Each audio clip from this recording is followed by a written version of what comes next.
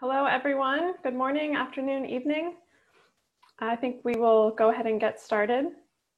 My name is Sarah Walker, and I'm a Senior Manager for Agriculture and Water Quality in the Water Program at the World Resources Institute. And I'd like to thank everyone for joining us today for this first webinar in WRI series and WBCSD's three-part series on feeding a water-stressed world, how businesses and investors are responding. We had planned to present this session at World Water Week in Stockholm later this year, and we're certainly disappointed that we can't see you all in person, but we're glad that you can join us here virtually today.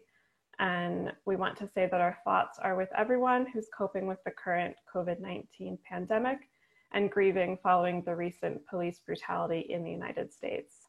We continue to be especially grateful to those who are working to keep us as healthy and safe as possible. Now, before we get started, I'd like to point out some housekeeping notes. First, please be aware that this session is being recorded. All participants, as you join, are automatically muted. So if you'd like to ask a question, you can use Zoom's Q&A function, which you can find at the bottom of your screen. At the end of the webinar, if there's any time remaining, we will try to address your questions here. If we run out of time, we can follow up with folks offline. And then finally, we will make all the slides and the recording available following today's presentations. So today in this first webinar, we'll provide an introduction to water-related risks in the food value chain. And then the following two webinars, which will happen at the same time next Tuesday and the following Tuesday, will discuss how disclosure and targets can lead to better decision-making and how standards and collective action can drive context-relevant actions. So after I provide some brief remarks on the issue and share a couple high-level findings from WRI's new Global Water and Food Security Analyzer, Aqueduct Food, we'll hear from my colleagues Kirsten James, who's the Water Program Director at Ceres, and Tom Williams, who's the Director of Water at WBCSD.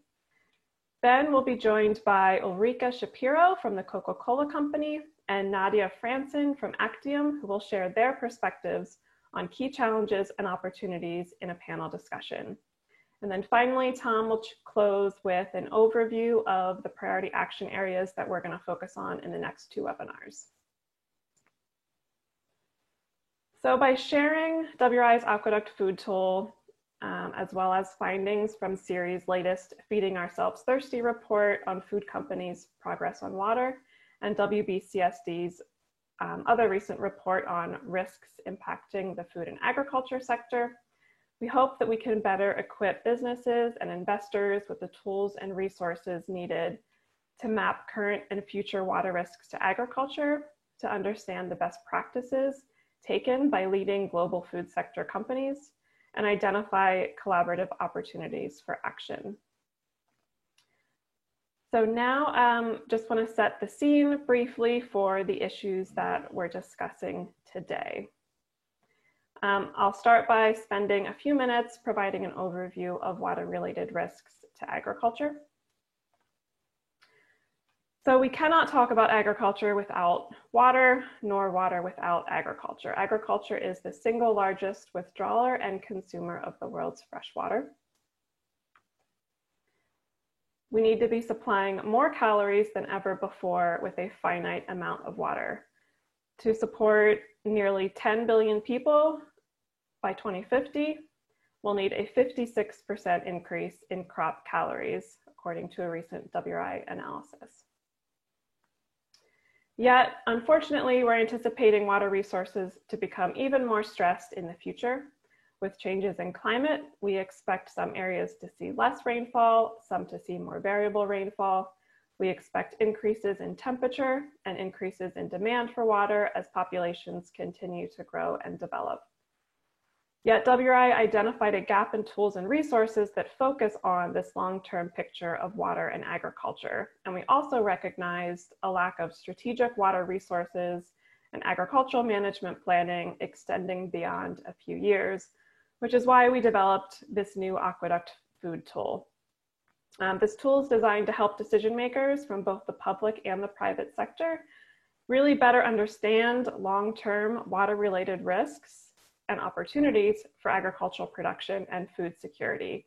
And hopefully, by providing this resource, we can encourage decision makers to look at the big picture and be more proactive in mitigating these future risks.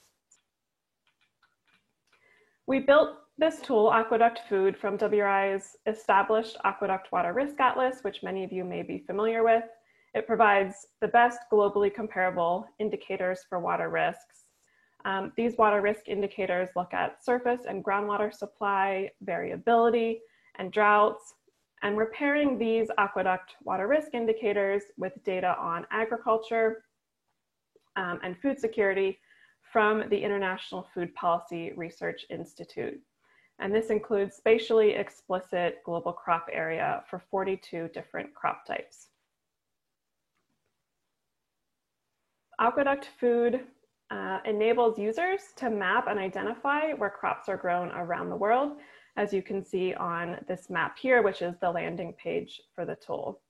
And it can show the kinds of water risks that this crop area faces and to what degree.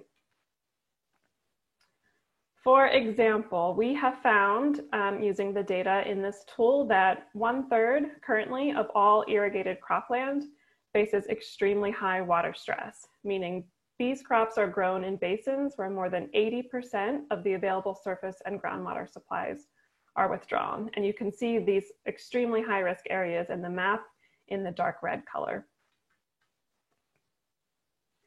On this next map, we're looking at the projected change in seasonal variability of water supplies from baseline conditions through 2040.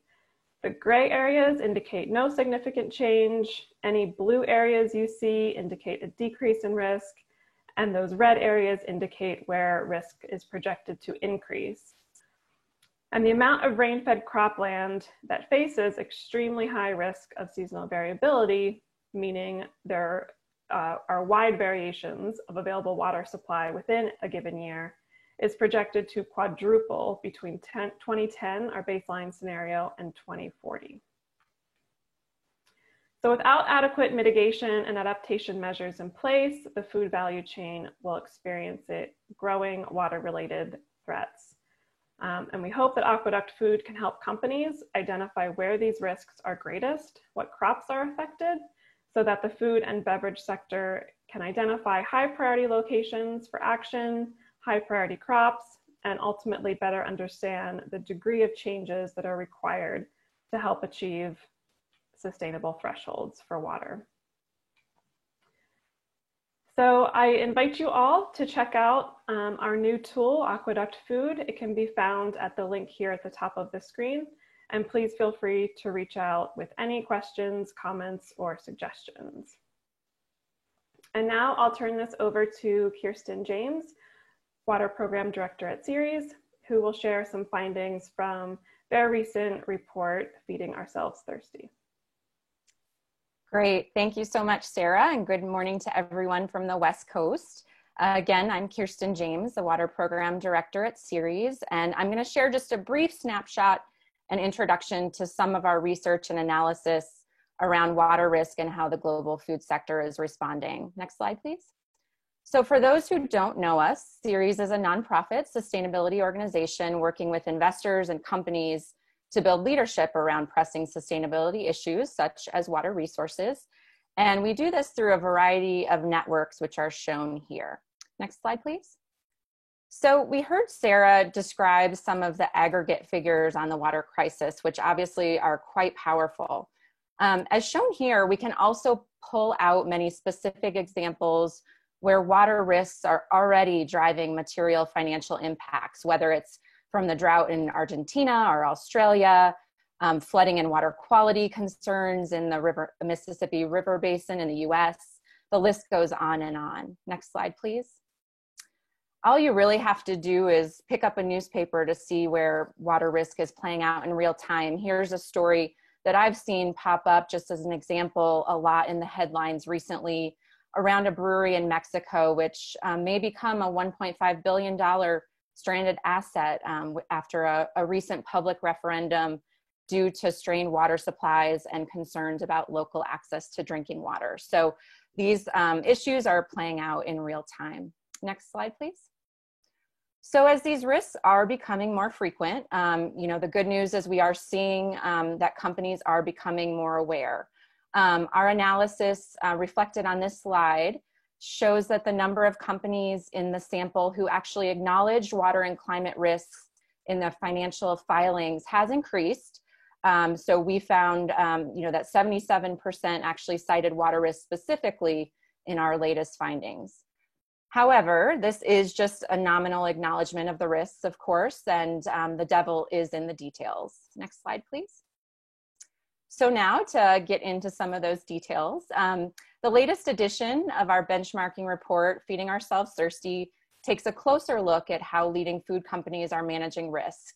And this report really can benefit multiple audiences: investors who are looking for guidance and relevant data for evaluating the water risk management of companies. It can also help food companies really understand where they fall in water risk management, looking against peers and seeing, best practices and how they can effectively manage their water risk. Next slide, please. So Feeding Ourselves Thirsty benchmarks in this latest edition the water risk management of 40 food companies based primarily in the United States. Of note, this is our third edition of the analysis, so it's been interesting to really be able to evaluate trends over time. And we scored the companies on a 0 to 100 point basis based on their public disclosures against the 4 scoring categories, which are shown on the slide here. Next slide. So how did the companies do? Well, here on this slide, we're looking at the scores of all 40 companies sorted by rank. And obviously we can dive in a lot deeper another time, but just a few high level findings. So the average score was 38 out of 100. As you'll see, there's quite a range. So, with 38 out of 100, there's obviously plenty of room to improve upon. And particularly we noted this in supply chains. And, another notable finding is that we see that the meat industry is lagging even further behind its peers than before. And of course, this is very notable given the sector's water intensity. Next slide, please. So here are just an overview of some of the main findings that we're seeing. So in the improved category, we're seeing that boards and management are becoming aware of these risks and taking steps to formally oversee them. We found that nearly all the companies we analyzed now have some form of water use or efficiency goal. And we're seeing more companies assess water-related risks to their commodities and not just their facilities and operations. So as far as some findings of what isn't making as much progress, we're seeing that the water risks assessments still really fail to go beyond water scarcity. And also when it comes to action, companies are really, a substantial portion of the industry is still moving very slowly on setting sustainable sourcing goals and policies and supporting the efforts of growers to transition to more sustainable practices, which is so important. Next slide, please. So just really briefly want to break down a few trends that we're seeing in a few key areas. So in terms of water risks assessments, we are seeing a positive trend with the latest benchmark. 85% have conducted water risks assessments in their direct operations. However, this number goes down to 67% in the agricultural supply chain. So definitely a lot of room to grow there. Next slide, please. And when it comes to water use efficiency targets, 90% have set company-wide targets, but it's important to note that only a quarter have targets that are more ambitious in areas of greater water stress. So definitely an area where companies can focus. Next slide, please. So although sourcing is where much of the water footprint lies, obviously, only 37% lack any kind of sustainable sourcing goal, which is very concerning. So there is obviously a lot more that can be done in this area. Next slide, please. So to this end, I did want to just flag and touch on a piece of new research that Ceres just released last month, along with the Meridian Institute.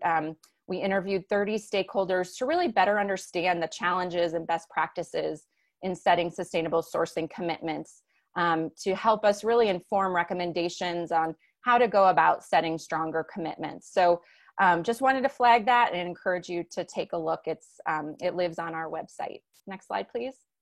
So this was obviously a very brief introduction to this research, and I encourage you to take a look at our report on our website and dive in more deeply. But with that, I want to turn it over the virtual mic to Tom's to share some of their latest work. Tom? Great, thank you very much, Kirsten. Hi, everybody. My name is Tom Williams, and I'm Director for Water at the World Business Council for Sustainable Development, which is a membership organization of 200 member companies who all embrace and embed sustainability within their governance and their business models.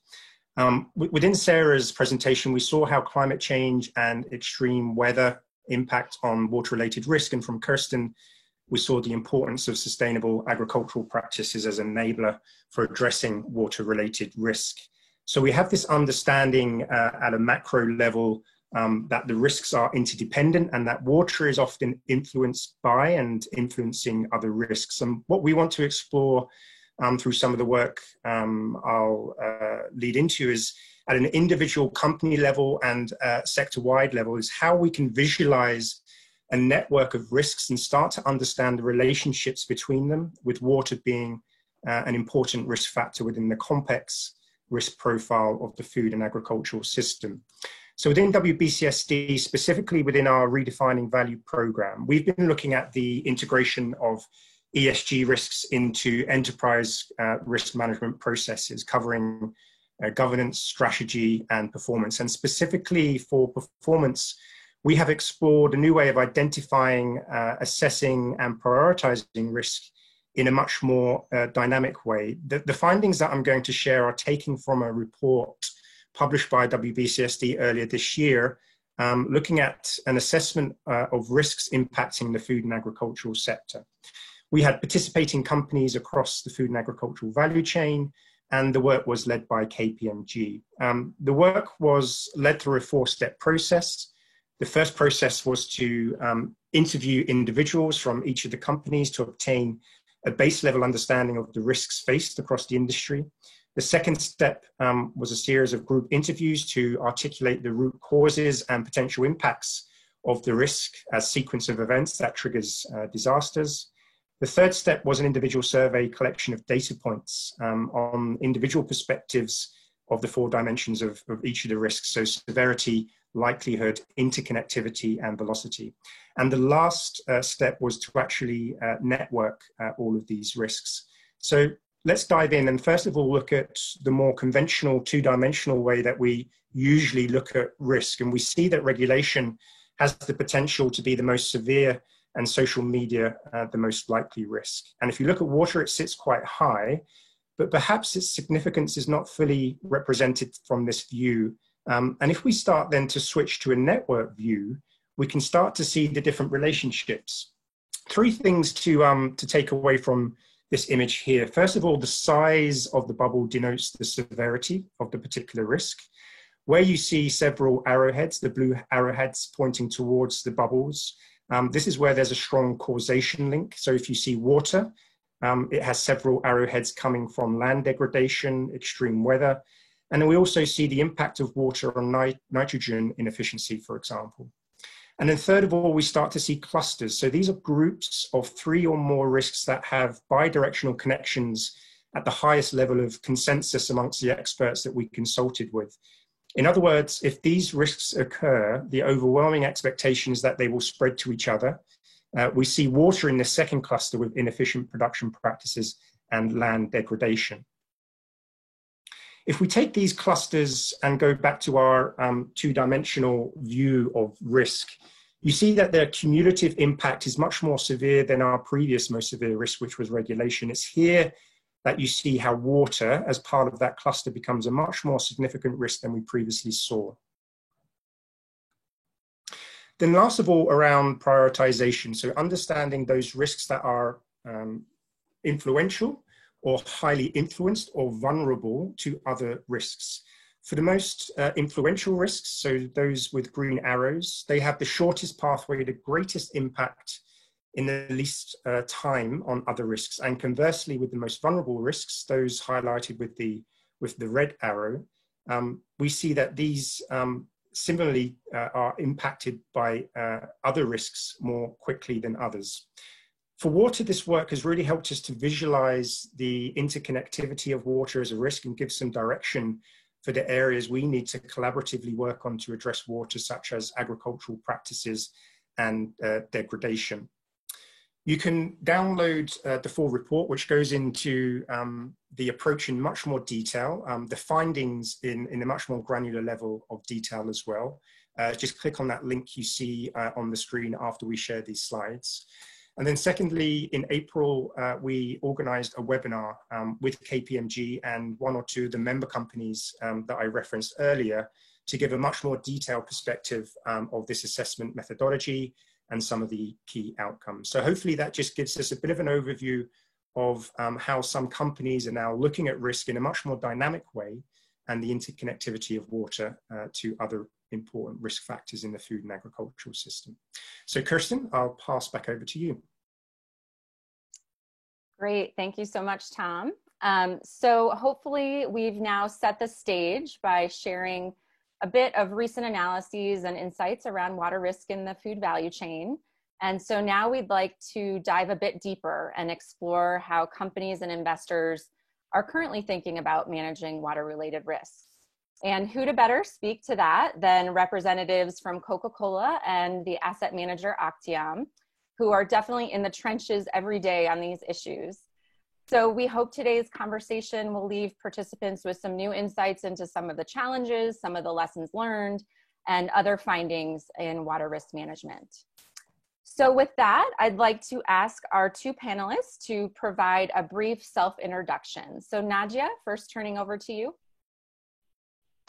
Yes, hi all. I'm Nadia Franse, working at Actiam, actually since the beginning of this year. I'm in the sustainability and strategy team, and what we do as a team is the sustainable strategy from Actiam, and it's basically screening the companies, engaging the companies, and doing all of the policy work. And what I am responsible is particularly the water driver. We have divided our policy into several drivers, among which is water. So I'm responsible for that one. Terrific. Well, thank you. Ulrike, can you please share a little about yourself? Thank you, Kirsten. Yeah, happy to do so. Thank you for having me on. So Ulrike Sapiro, I'm with the Coca-Cola Company in the corporate sustainability team, leading water stewardship and sustainable agriculture.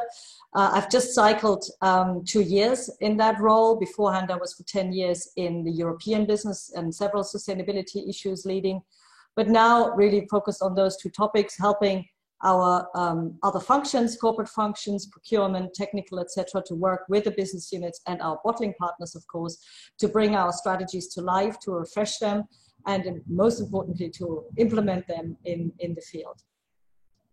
Great. Well, it's wonderful to have two such experts with us today. So thank you both. So 2020 obviously marks the start of a new decade. And so this can often be a time to reflect and reimagine. So to frame our conversation today, I'd like to ask both of you to just take a brief minute and share, what is your organization's high-level vision around the next decade of water stewardship? Obviously, the decade has started off very rough and a tragic start. So has the pandemic maybe changed any of the thinking around this vision? So Nadia, first to you. So basically Actiam is focused on ESG in its investments. What we did there is actually last year we developed a new policy, and it's basically in line with the transition that we want to see in society, or that we expect to see in society. you can see more and more that issues like population growth and our increased living standards, that they really put pressure on the environment. And we see that that has to change somewhere in the future, hopefully soon. And we think that within our investment portfolio, the companies that do not see this change coming or do not want to see this change coming, that these companies will get into trouble at some point.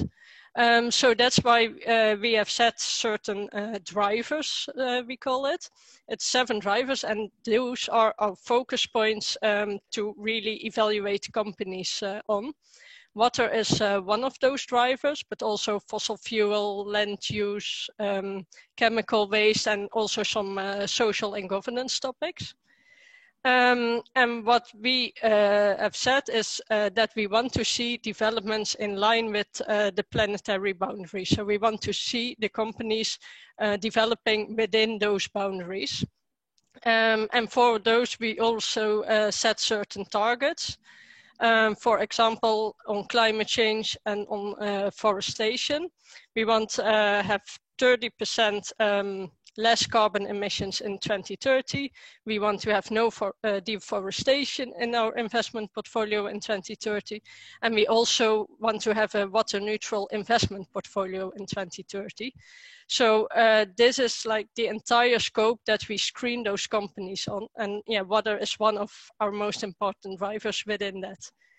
And I think regarding the current COVID pandemic, it didn't really change our view, but it does stress the importance of issues, because you can see very well that all of these issues that already were in society are being emphasized now, that there are certain problems around climate change. There are too many people, and that causes stress on the planet. So I think it all the more stresses the importance of these issues.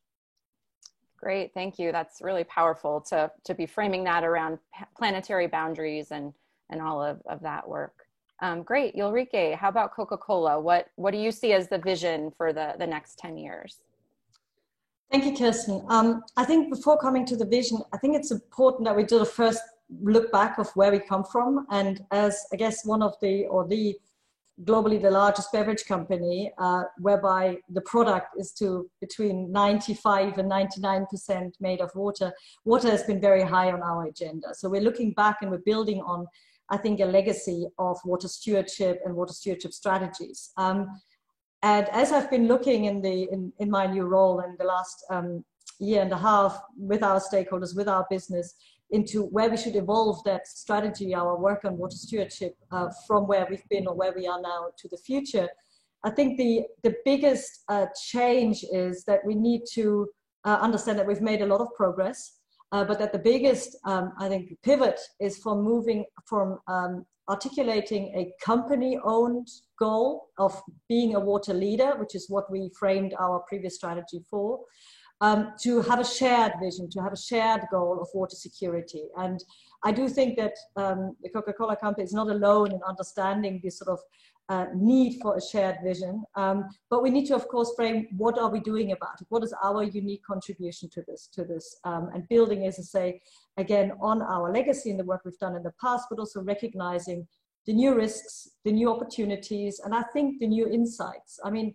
the new knowledge and the data that is around now that hasn't been in place 10, 12 years ago when we defined our last strategies, and the previous presentations were just a good example of what has changed and what is available now to understand where your risks are, what your exposure is to those risks, and to guide you on what you need to do. So overall, saying, looking forward the next 10 years, I think we will evolve to really define the shared goal of water security as our vision, where we operate, where we source our supplies, and where we touch people's lives. We will drive that through action pillars in our operations and our operational footprint across the world. And we have about 800 operating sites, so quite a large footprint that we can tackle. but also in how we drive water security with communities, both in terms of access to water, but building resilience in the future. Climate change impacts will have to be recognized and be tackled in the next 10 years. But also, how do we make an impact on watersheds? I think one of the big shifts will be to think about our contribution to more watershed health, both through our operating sites and how we influence that through the future of replenishment, which I think many companies do, but also in our supply chains, obviously, agriculture supply chain to start with. So just broadly where we're headed. And I believe that one other thing perhaps to say is it's not only what are we going to do, it's important, I think, to articulate how are we going to do it. And the two major pieces around water, which I feel is unique to water as opposed to carbon or anything else, is you really need to define your action where it matters most. So to really define your geographies. And again, the data about risks and locations where these risks occur is so important to be able to drive your resources and your focus to the right geographies, but also how you do it in the way of driving collaboration, how you define your role of driving collective action, working with others, and partnerships. Great, thank you. So it's really interesting to hear you talk about sort of pivoting and looking more at that shared vision. So I know a lot of the companies I've been talking with are in the process of setting goals for the next five to 10 years. So Ulrike, as you are thinking about that shared vision and your various action pillars in practice, how are you mapping that out, and sort of how are you going to go about determining what that shared vision looks like? Can you provide just a little bit more color on that aspect? Sure. I think it's basically around about understanding your risks and really diving and harvesting this new range of information and data that is out there, but also defining your opportunities and where you can actually drive impact, where there's a value to drive your impact. And so we've been really taking a real concerted effort using, for example, the WRI Aqueduct tool, of course, to resetting our global understanding of water risk across all our operations worldwide, but also our key sourcing regions. So we looked at our entire footprint of bottling sites and concentrate plants, but equally took our top 9 agricultural commodities from the sugars to fruit to coffee and tea, and looked at risk exposure across the world. So a lot of that, it was maybe a little bit earlier than the launch of the Aqueduct food tool, but it basically built on the data that was invested and the insight. And that was a great way to actually start framing where do we need to prioritize and where do we need to drive the biggest action. And then we basically connected now with our business all the way down to the local level to define, so how do you set your targets against those risks? And how do you find opportunities where you can make an impact? How can you stretch yourself really clearly from, just managing your risks, first that of course, but secondly, to really drive positive impact in the watersheds, and tying it to a location is absolutely important. So for example, we have been having a goal for replenishment, so for global water balance, if you like, for the past 10 years. And we have been achieving that for the past 5 years running. Last year, we clocked up water benefits of about 160% of our total production volume, of our sales volume. So we actually achieve that goal. But you need to actually to make sense of that and to really think how that makes an impact beyond making a balance to your numbers, is you have to drive into geographies. And that's really what we want to do now much more in the future. Right, that makes a lot of sense. Great. Well, Nadia, turning to you, I know Actiam has, already looked towards 2030 for a number of years now, and your organization made a commitment to become water neutral by 2030. And this is quite groundbreaking in my opinion. I don't know of other investors really setting these types of goals yet. So I'd love to get your perspective a bit on this. Specifically, can you share a bit of color on how you came to this commitment as an organization, and also what were the key milestones that really led up to elevating water as a priority and setting the water neutrality goal? Yes, sure. Yeah, like I said, we have like these 7 drivers that we really focus our ESG policy on, and water is one of them. And then within those drivers, we felt like we had to have something to look forward to keep our process going. So what we did is have 3 goals. So on water, on climate, and on deforestation. And in 2030, which is in line with the Sustainable Development Goals, we want to have our portfolio then, in case of water neutral. Yeah, so why we did this is basically to have like this point at the horizon to work towards. So when you set a goal, it's basically that you can measure the progress that you are having. And also when it doesn't go well, or you don't make the progress that you are expecting to make, you can also look back and see, okay, but why am I not making this progress? Or what should I change in order to reach the progress that I want? But that's basically the main reason. And then also you have the reason that by doing this, we hope to set the example also for other investors to, even though, because data availability is still a problem, some companies report already very well, but there are also companies that do not report very well on the topic yet. So even though you run into these troubles, you at some point just have to go ahead. So we said, okay, even though there are still some limitations, we want to go ahead, set a goal, and we hope that also other investors look to this example and also follow us in this. Yes, I hope so. So just a quick follow-up. I mean, can you give a little more color on what this means in practice? So, how in the next decade are you really going to ensure that you're making the progress needed, against this neutrality goal? Basically what we ask from companies is in this water neutrality goal is, on the one hand, to use no more water than nature can replenish within a specific basin. And on the other hand, also to look at water pollution. So they are basically 2 sides of the same coin. It's when you want to keep using the water you are currently doing in the future, you want the water to be available, but also to have the clean water to be able to use it.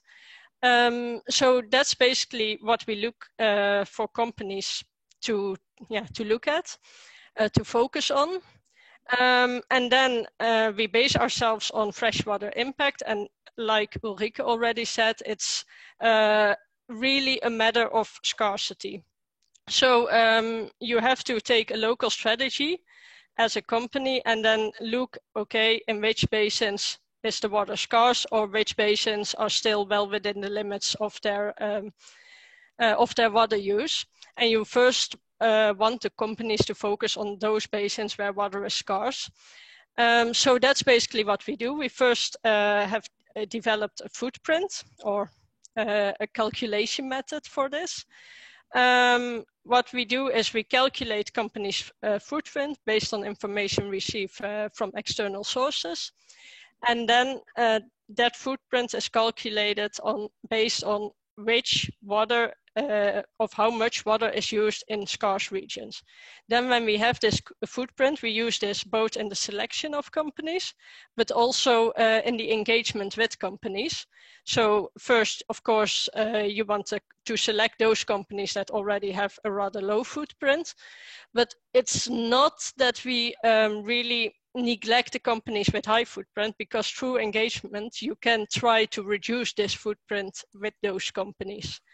So that's basically the trajectory that we follow.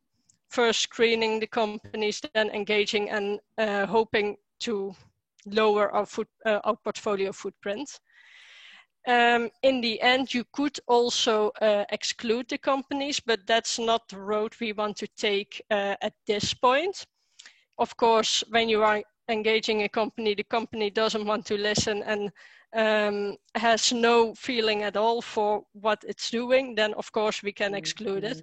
But we always first want to try the engagement part of it. And then basically next to these strategies, so more the risk-oriented strategies, we also have the more positive impact strategy, and that's we look together with some other parties. We are trying to look at projects that are focused on land restoration. So we currently, for example, have a project in the south of France together with some partner of us, and that really focuses on reforestation of dry land. So that's also a way you can look at it. Not only just taking the water out, but also bringing it back in and restoring nature.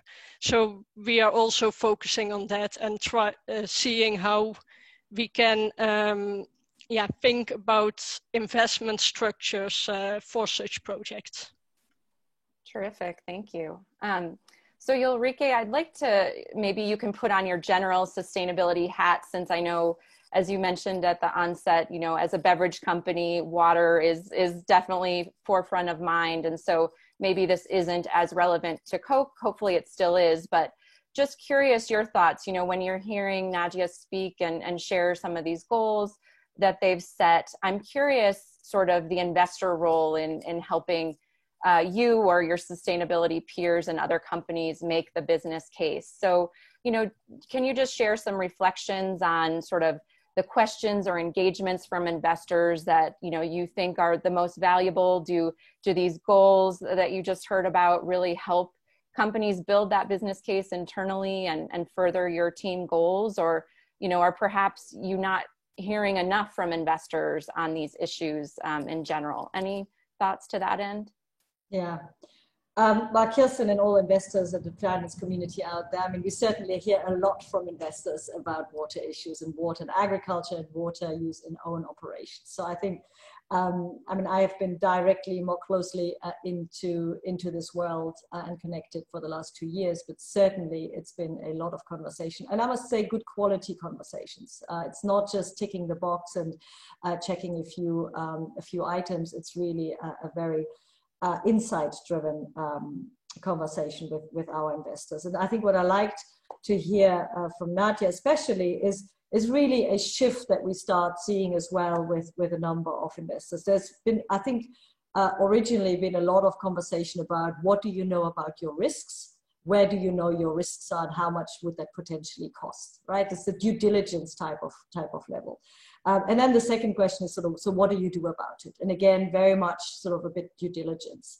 And a lot of that goes into, you know, how efficient are you and how much water do you use per dollar sales and these sort of metrics. I think what we're seeing the more leading investors going towards, and what we just heard, is more outcome oriented. It's like, how do you actually drive a change and a positive impact where you operate? So how do you actually make sure there is a water balance in the watershed that you're working in? And I feel that is one enormously important piece. And that is not only for water quantity, so related to the impact of stress, but also to quality. I think quality is such an important piece when we've always had the goal to not only reduce our water usage, so drive efficiency, but also to always treat our wastewater, our processed water everywhere, because we very early as a food company realized the importance of water quality. And I think that realization that water quality is deteriorating is actually rising up the agenda. But what we haven't got yet, apart from some basics like do you treat to good environmental standards, is how do you find metrics for making a change to water quality, right? I think it's a big gap that we haven't gotten, I think that as companies in that sense yet, but quality is certainly another important element. And the second piece I think that Nadia said that I really love to hear is the engagement, is keep going and keep discussing and keep raising those questions, because that helps us as sustainability leaders, so to speak, to keep raising the bar and keep engaging with our leadership as well. And that's what we want to do with our suppliers as well, right? We don't want to cut off suppliers. We don't want to just move away from a problem. it's this cascading of engagement and of conversation that actually will lead to change. Yeah, great point. And I'd love to pick up on that thread on engagement.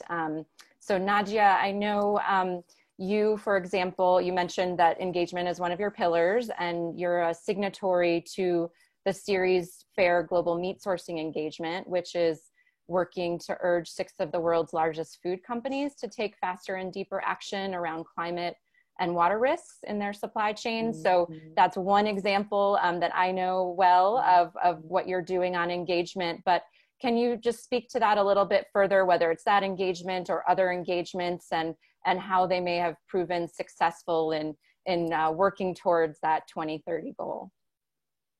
Yeah, we are currently engaging, I think, more or less 35 companies explicitly on water, and there are some more that we are going to start up. And then we also have some companies that we are engaging on some more topics. So water is one of them, but there's also a range of other topics that we are discussing with them. And basically part of those engagements we do collectively with other investors, and part we do on our own. And indeed, the global meat sourcing engagement is one of them. It's actually a pretty good example of an engagement that is over all of our drivers, or multiple of our drivers, because there are aspects of climate change, water use, land use, etc. So it really combines all those issues that we are currently seeing in the world. It's in this engagement we talk to 6 fast food companies, and we basically first address the issues that they are having on those topics, but also we are very much looking into the supply chain of those companies, because what were some of the findings were that companies already started doing something within their own company. For example, they had a policy on packaging, etc., but that the supply chains were seen as quite difficult issue, quite complex to get about. So that's something that we are trying to push, that those companies are working together with their supply chain to see where the risks are and how to solve those risks. And I think this is a trend that you are actually seeing in more of our engagement. We also have another collective engagement. It's on localized water, so really a basin-based approach. And in the first phase of this engagement, we talked to several companies within different sectors. And what we concluded from that phase is basically that companies were already doing something on water, actually more than you could see from their public reporting, but that they were also still very much focusing on their group-wide policies, the things they could immediately influence. And what we are doing now with the second phase of this engagement is basically we selected 2 basins, and we are really going to look at those companies and how this group-wide policy reflects in their behavior in this specific basin, and how they cooperate with other companies, but also with the local population, with NGOs, with local regulators, to really strive for a sustainable approach within this basin, and sustainable in the sense that they can still use the water also in 10, 20, whatever years time, but also sustainable in the sense that they do not harm the natural situation as it is right there. Great. Yeah, it's so important that you guys are focusing on the local basin. So that's terrific. And we're going to be talking more about that on the 3rd webinar. So we'll be diving in deeper. So we're running short on time, but I wanted to offer up just a closing question to Ulrike before I turn it back to Tom. So, something that is just a big question mark in my mind is that, we all know the scope and scale of the water crisis is really intensifying at a dizzying pace. So I'd appreciate some final thoughts from you on sort of your perspective on how we're going to achieve impact at scale. You mentioned your pivot to more shared goals. So is that the approach forward to address the scope and scale of the problem? You know, collective action, is that, you know, the key? There's probably so many, you know, pieces involved, but can you give some just general final thoughts on how we're going to go about achieving impact at scale? Wow, that's a big parting question, Kirsten. Absolutely. And you know, we all agree and look at the same trajectory of data of where the risks are going. I see a number of things and opportunities that we have, and it seems to be in the general corporate conversation sort of falling out. One is the idea of collective action needs to find really come to life in particular geographies. And as we all are looking at where are the priority areas from either an operating, so direct business perspective or supply chain perspective, where we need to work together, or where we need to work together. So trying that bringing that together in collective action in a particular geography, I think is the key to be able to get some traction. And you will have a webinar, I think, on this in a few days' time. So I think I spare my thoughts, but certainly as we go to collective action across on a pre-competitive basis with other companies in a watershed, we also need to bring the regulators in. I love the World Business Council, you know, dynamic tool, because it shows this interaction, particularly on water, between regulation and private sector or other stakeholders' action. So I think this is a very integrated collective view of doing things. The second piece that I think is really sort of driving me a bit around is how do you respond and how do you address water use in agriculture? I truly I'm not convinced that just purely driving efficiencies on a farm is actually going to solve the issue. Then we need landscapes, we need good farming practices, we need good farming standards that we need to apply through our supply chain. There's a number out there, but I think they need to be scaled, and we need to have more, again, collaboration of how we bring them actually to farm level, because that's the starting point. Good farming practices from a multiple angles will lead to more water sustainable and resilient farms. But the second piece is then, how do we support certain areas that we know are at risk beyond compliance, if you like, to actually drive their watershed health and impact? And I think on agriculture is going to be the element where we either succeed or fail. And I think that's a very important piece. And certainly from our side, we will continue to drive our compliance piece with sustainable agriculture guiding principles, but also see how we can merge and marry that with what we want to do in the watersheds in the future of our water strategy. Great. Well, definitely more to talk about there, but thank you for those thoughts. So just thank you both, Nadia and Ulrike, for joining us today and sharing all your insights. We could obviously talk for much longer, but a good start, and we'll obviously unpack these a bit further in the next two webinars.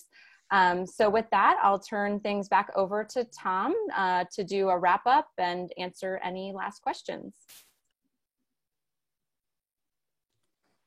Great, thank you very much, Kirsten, and that was a really insightful discussion. We had a number of questions that did come up from participants. We are running out of time a little bit, so what we will do with those questions is we will respond to them and post a response to the group post the webinar. What I want to do now is just to move on to some priority action areas. If you look at the two reports from CERES and from WBCSD and the WRI Aqueduct Food Tool, and you look at the trends and recommendations, there are 4 key areas that emerge as very important in addressing water-related risk in agricultural and food systems: disclosure, targets, standards, and collective action. I think some of that was reflected in the discussion that we just had. And these are the 4 priority areas that we will focus the next 2 webinars in this series on.